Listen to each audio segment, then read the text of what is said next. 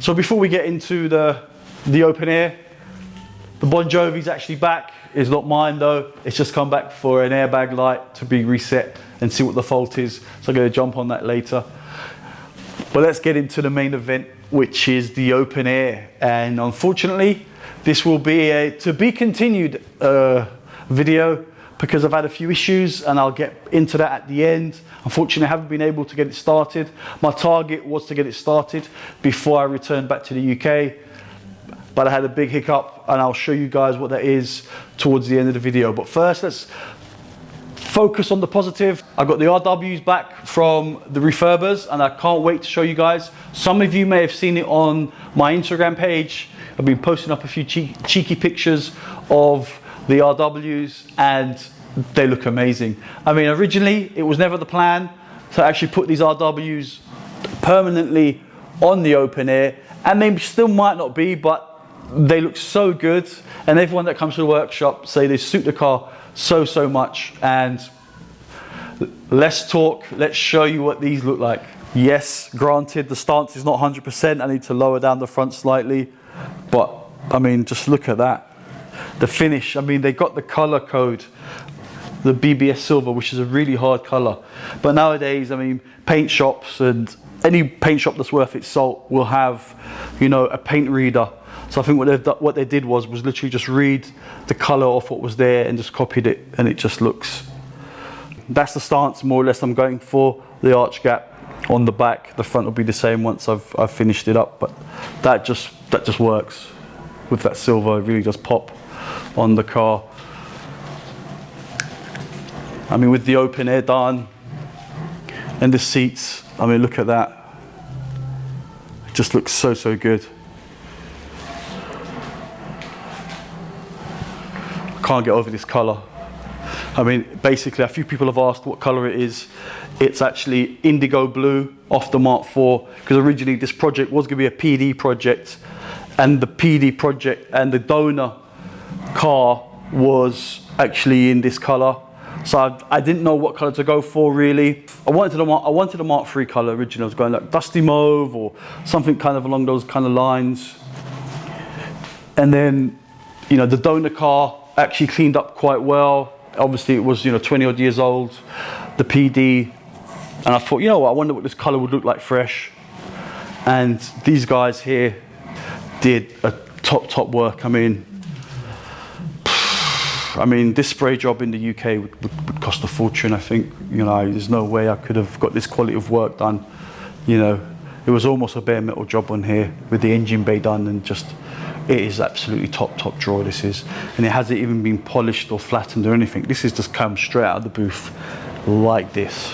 I mean, I don't know what else I can say. I mean, if I'm gonna have more projects done, and let's get this one finished first, but this looks absolutely amazing with these wheels on it. Now, I'm missing a few things.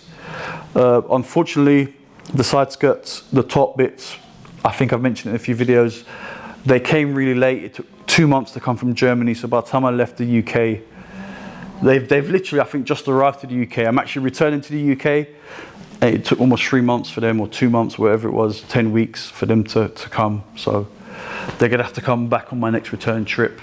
And some of you may have wondered, why have I never fitted actually the rain gutters? And there's a story to that, is basically the clips. I had to order the clips, and I thought to myself, let me not damage the rain gutters, let me just put them kind of in place, you know, so that they're there, and then when the clips come, I'll just clip it on. I opened the bonnet, and the rain gutter got stuck between the glass between the rain gutter and the glass, and absolutely cracked it. And I'm heartbroken because it's a brand new glass. Wasn't cheap, because it also has a top tint as well, which is in blue, which I wanted. So I'm gonna have to replace the screen. So that's why I haven't fitted the rain gutter, and that's why I haven't fitted the rain tray either. I do have a good rain tray for here. It's not new, but it's like new, so that's gonna look really cool once that's done. So I'll do that on my return trip. That will be a to be continued situation, the screen and that kind of stuff, and also get these trims. The front end is actually on. It's just only a test fit. to make sure it kind of all the pipes cleared, the grill and the bumper. I did have to trim the bumper only ever so slightly for that bottom corner, but that's it. You can tell it just looks OEM. There's actually no intercooler sticking out or anything like that, because you know the reason why I've had to do this is here in Portugal, maybe of my non-Portuguese watchers will understand that if you've got an intercooler, you're in trouble. You know, you're going to get stopped by the police, you're going to get fined, you're going to go to get an inspection B, which is like a really tough kind of MOT inspection. It costs loads of money. You know, you get a lot of people, basically you have to revert the car back to standard to pass that, because you're not allowed to modify the car here in any shape, way or form. Literally, I mean, you can't even fit a big stereo in your car, really. If the police want to give you a hard time, they can do, literally. The law says here, you cannot change the characteristics of the car in any way. I mean, that's so vague. It could mean literally, you know, I mean, you can change the oil. You know, you could put a thicker oil or a thinner oil and it changes the characteristics of the car. But obviously they're not going to see that. But if they want to be picky with you, you know, you're screwed. So this is why I've had to go to the extra effort of going with the charge cooler and trying to make this engine bay look as OEM as possible. We will get to that engine bay.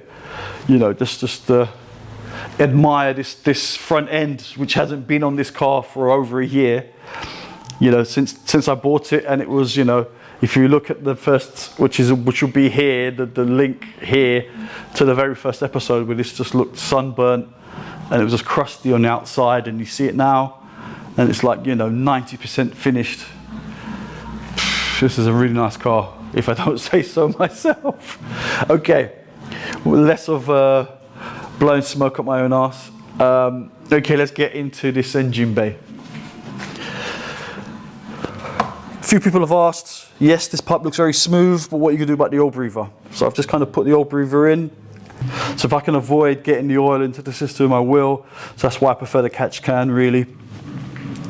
Some of you can see the boost pipes are done. Unfortunately, not all the way done, and they won't get done. That'll also be to be continued. So, I mean, the cold side from the charge cooler to the inlet was pretty straightforward, really. All it needed was a 45 and a straight reducer. So it goes from a 2.5 to a 2 and a 2.25 to a 2 reducer to get that done. Also, what I've done is I've made these little brackets, because unfortunately this pipe sits at a slightly different angle, so I haven't been able to kind of keep it in the same place. I just made these two little spacer brackets just to move it up slightly, so then it clears around here. Just use a standard VW connector hose off the turbo, steel 90 with another 90 on there, so that looks kind of quite OEM-ish as well. And then here is going to be, this is the bit that's left, which is basically going from this point to the point underneath the chassis leg, which is around, you know, the charge coolers here, so it's kind of around this kind of area, but further down is the inlet to the charge cooler. So I need to obviously try to have to navigate a pipe that goes from here down around there and to the feed, and also fit the map sensor, which I've got here, which is the map sensor of the 130 PD. It's a 3-bar map sensor, absolute, so basically it reads up to 2 bar, whereas the standard one I think reads up to only about 1.7 pressure. So this obviously can read a bit more, and then if I do need to go more, if I want to go over 2 bar, which I don't think I need to, but if I wanted to go over 2 bar, I can run a 4-bar map sensor and then obviously change the scaling when the ECU. DD Motorsport can all do that for me, so it's not an issue. The charge cooler's all fine, it hasn't leaked. That's all kind of finalised, really. The only thing I haven't done was actually get the ducting done. Again, that's going to be to be continued on that as well. That's well, I'll get that done when I've come back. I'm going to put some air ducts in there, because I don't like the reflectors and stuff. I think it's a bit messy. It's not to everyone's taste, but that's what I'm going to put at the bottom.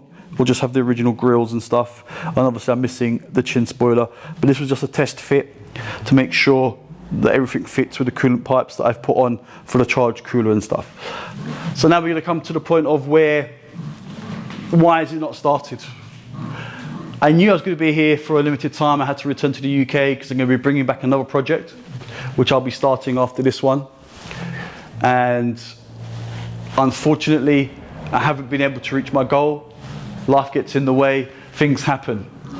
I don't know if it was my fault. I don't know if it was Dark Side Developments. What happened is, I don't know if you guys remember, at the beginning of the year, I ordered myself a set of diesel injector nozzles from Dark Side Developments.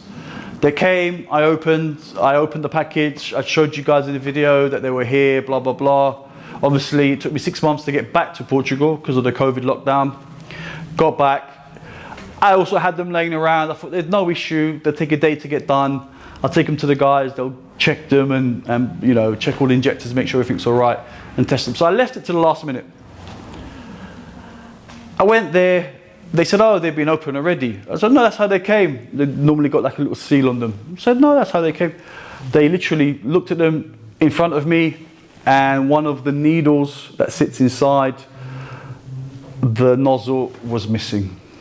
I could not believe it. It's been 6 months since I bought them.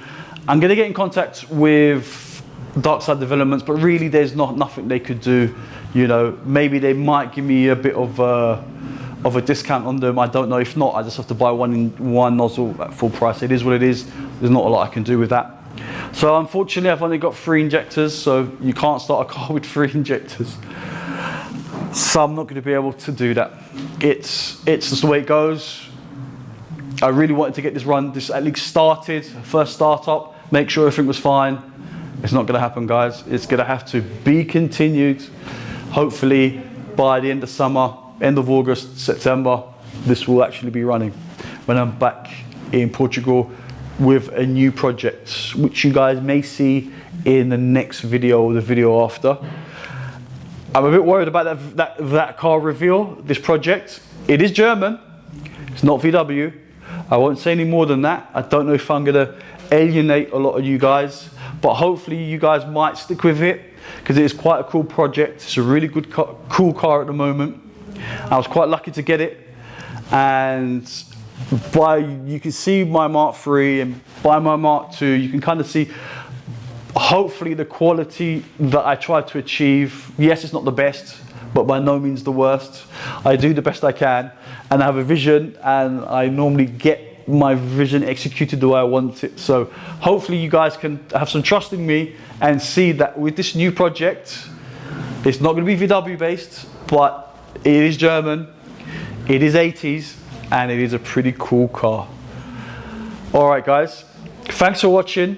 Please subscribe, please support the channel. Ding-a-ling-a-ling, click that notification bell to beat the YouTube algorithm and be safe.